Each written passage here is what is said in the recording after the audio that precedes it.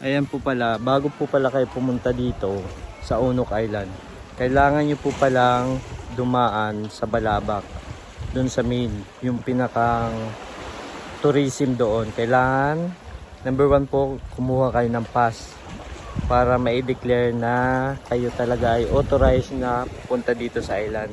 Para alam nila doon kung just in case na may mangyari, may record po sila na halimbawa may nawawalang ganito, ilang tao, may record po sila. Alam po nila kung ilang tao ang hahanapin nila. Kaya importante po na mag-report po kayo doon sa main, sa Balabac po.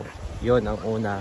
And then pangalawa, dito po sa main island, dito sa pinakang Onok Island, pwede rin po kayo dito magbayad. Ang binayaran po namin, ang entrance fee po dito ay 1.5.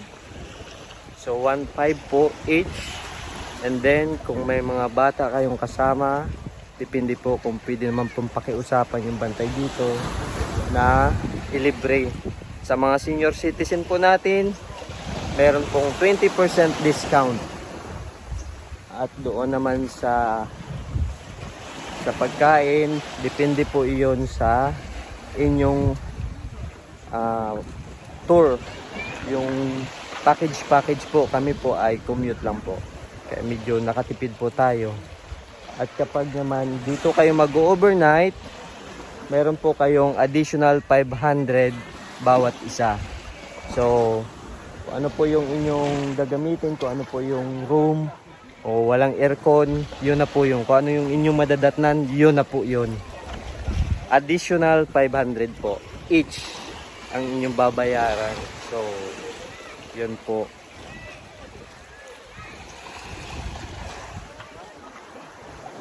At sa environmental fee, meron din po kayong babayaran dun sa main.